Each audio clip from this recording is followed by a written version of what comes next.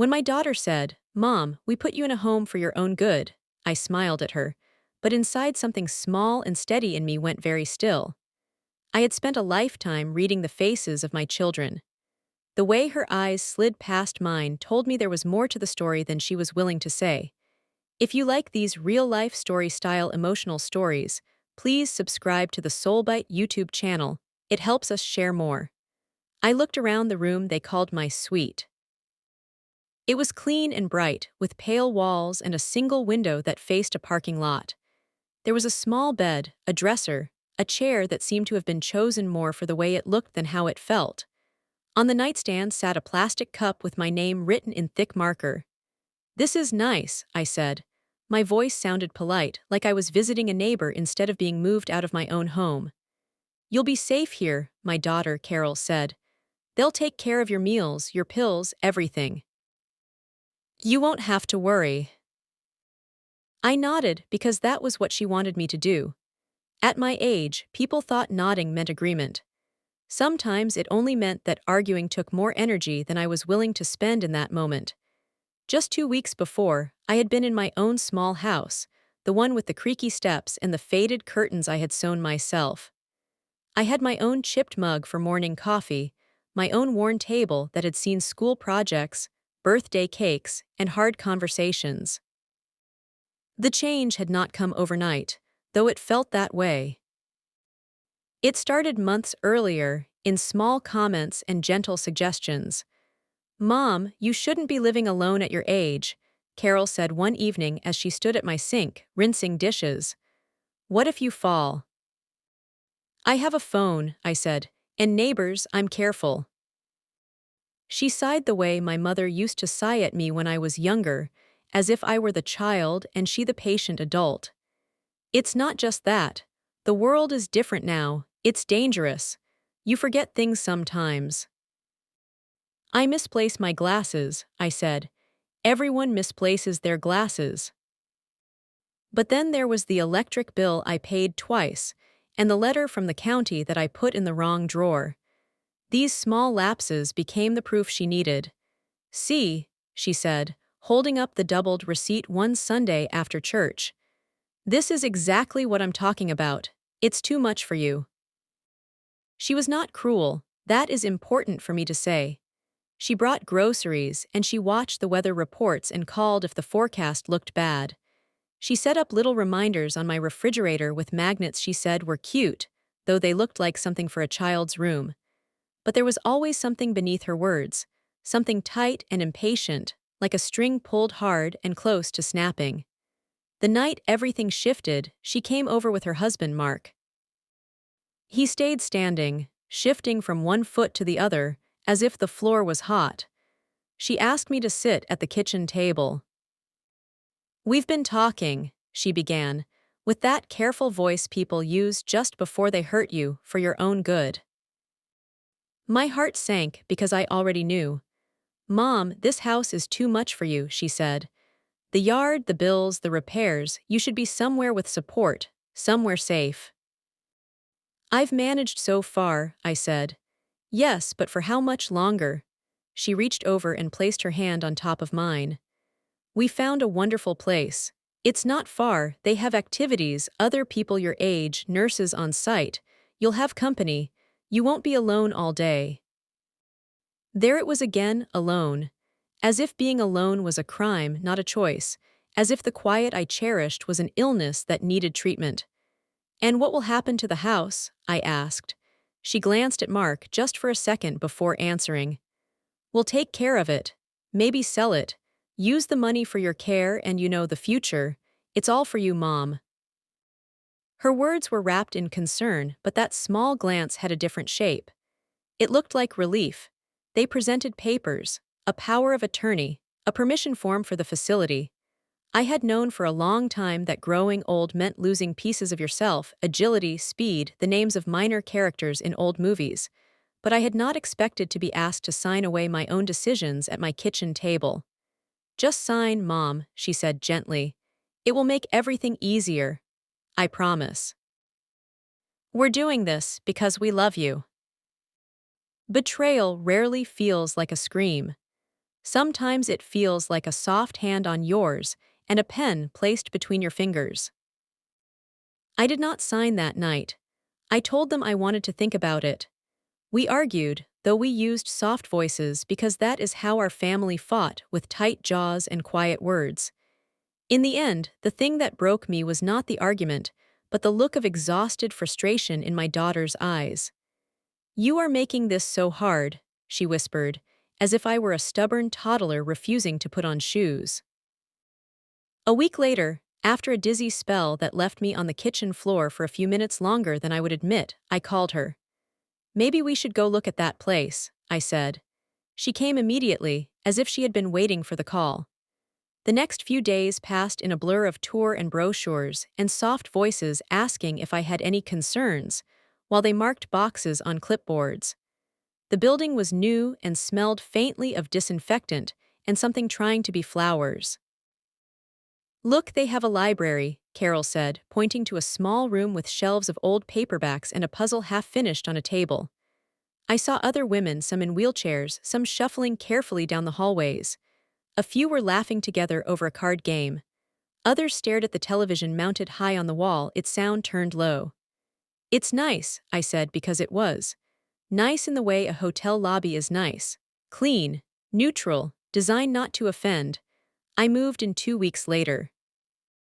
The first morning, a nurse named Teresa knocked on my door. She was middle-aged, with kind eyes and tired shoulders. "Good morning, Ms. Harris," she said. "Time for your blood pressure and morning meds." "Just call me Ellen," I said. She smiled. "Only if you call me Teresa." She checked my blood pressure, asked about my sleep, and handed me a small paper cup with 2 pills. I recognized my usual medicine and another I didn't know.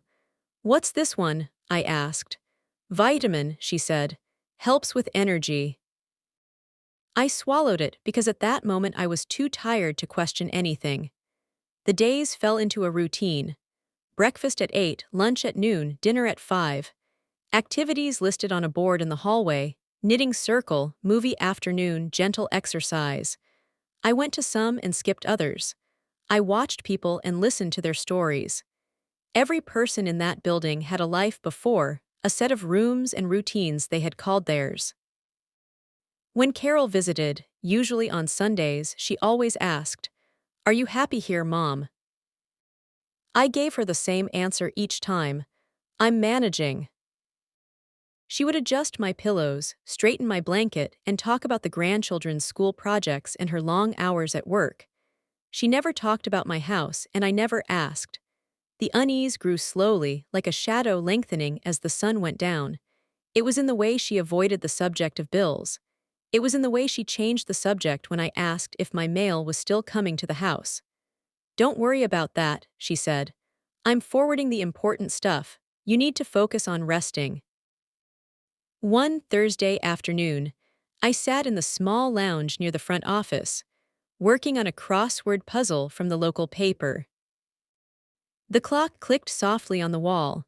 The receptionist had stepped away and the hallway was quiet. I heard my daughter's voice before I saw her. "So once the house sells, the rest of the fees should be covered, right?" she was saying, her voice pitched low. "We can use the remainder for other things.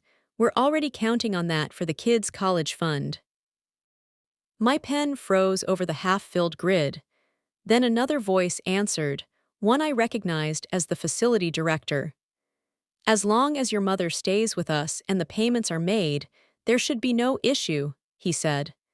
"But you're listed as the primary decision-maker now that the power of attorney is in place." My vision narrowed, the black print on the puzzle swimming. I had signed something after all, one of the many forms they pushed toward me on that moving day. My hand shook slightly as I realized I had not read every line. My trust in my child had filled in the spaces I had not examined. "I just want her to be properly cared for," Carol said. "It's for her own good." I heard the rustle of papers, the muffled scrape of a chair.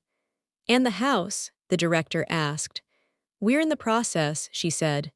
"We already accepted an offer. Once the sale closes, I'll bring the updated financial information."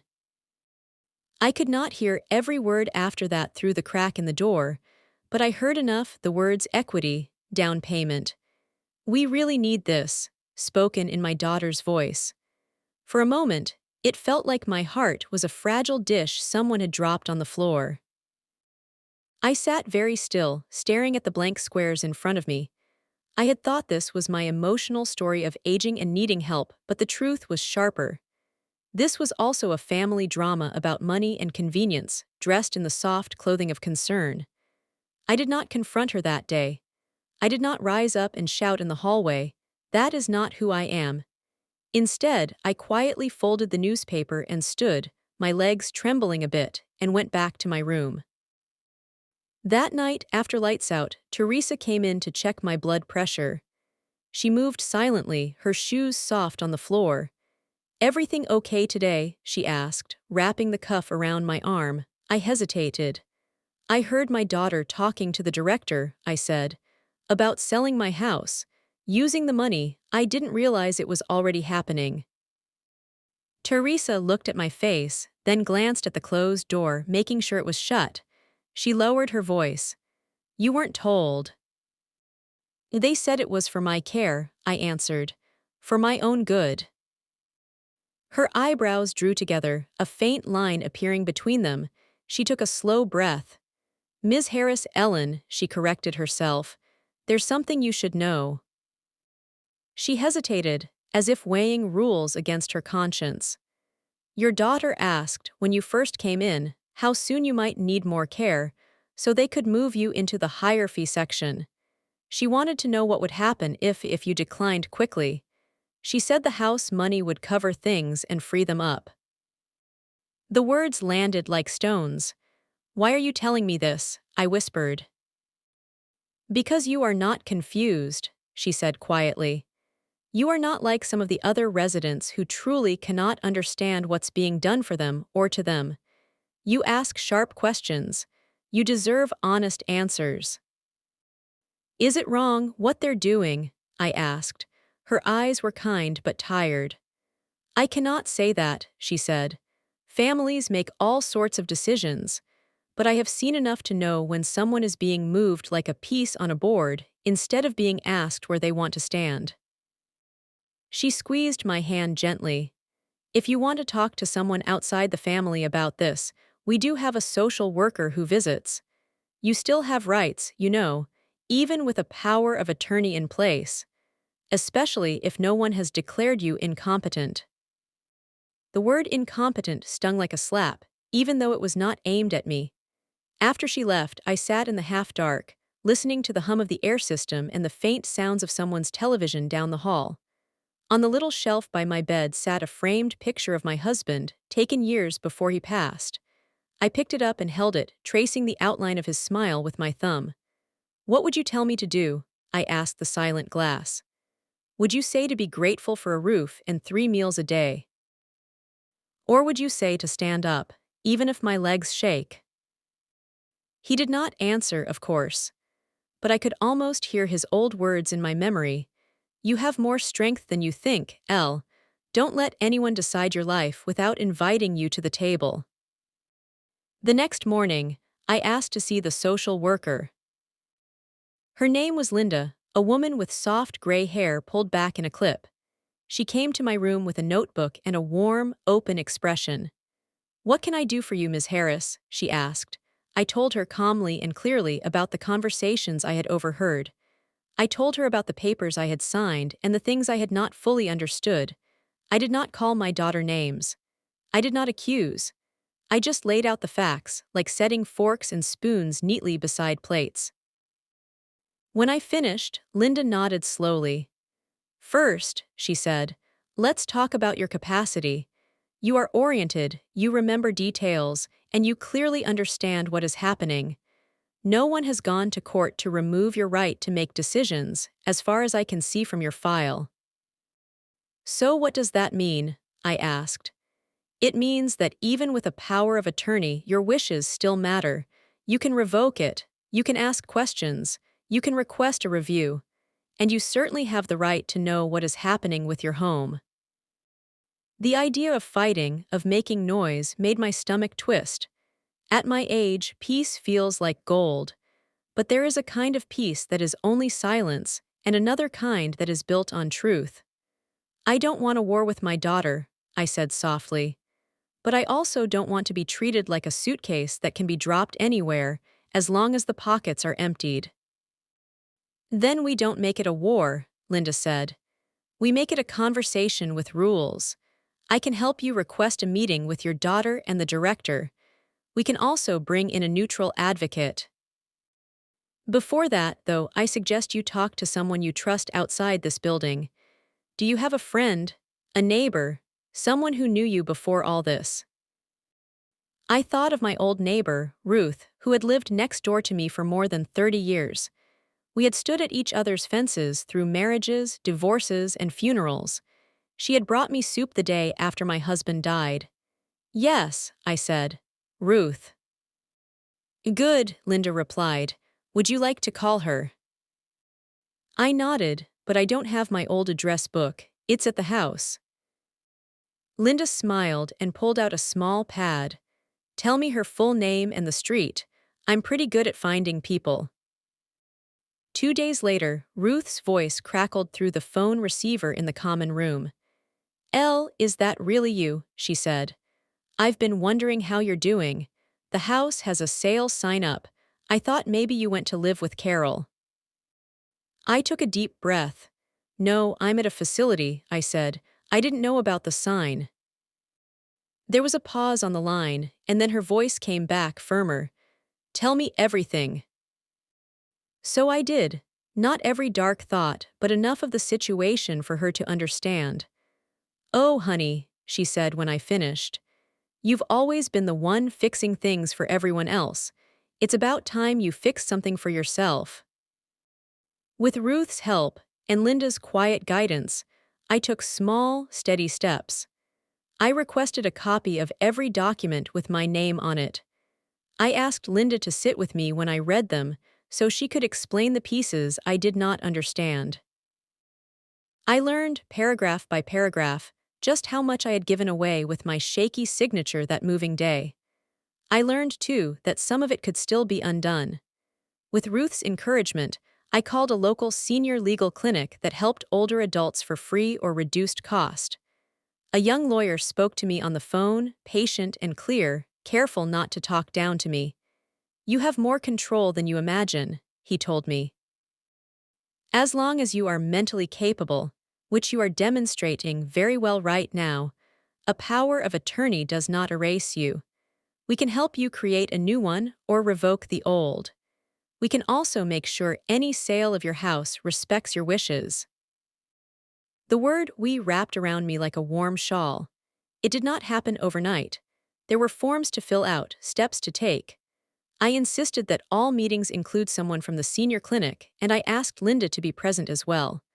I learned to use my own voice without raising it. When the day of the big meeting came, I dressed carefully. I put on the pale blue blouse my husband always said made my eyes look like the sky right after rain. I brushed my hair, even though my hands shook a little. I put my wedding ring back on my finger. It had grown loose years ago, but I wore it that morning because I wanted to remember the woman I had been, not just the one others now saw. We sat in a small conference room near the front office. The director was there, shuffling papers. Linda sat beside me, her notebook open. The young lawyer from the clinic joined by speakerphone. Ruth sat on my other side, her presence solid and reassuring. Carol walked in 5 minutes late, looking flustered. She stopped short when she saw Ruth and Linda.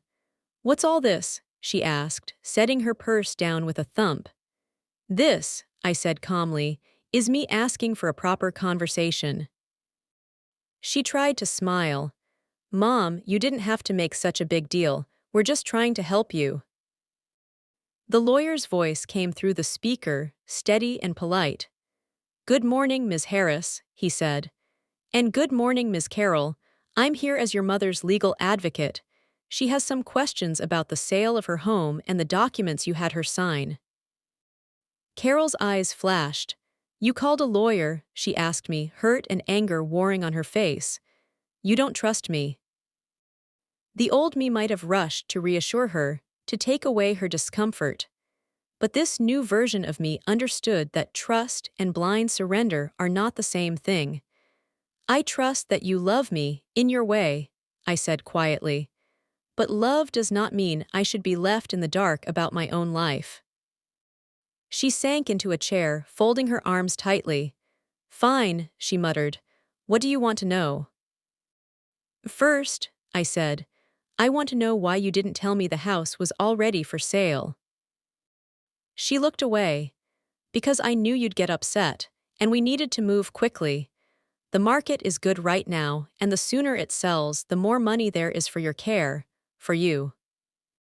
And for the kids' college fund, I asked. Her head snapped back toward me. You were listening. Yes, I said simply. I was. She flushed.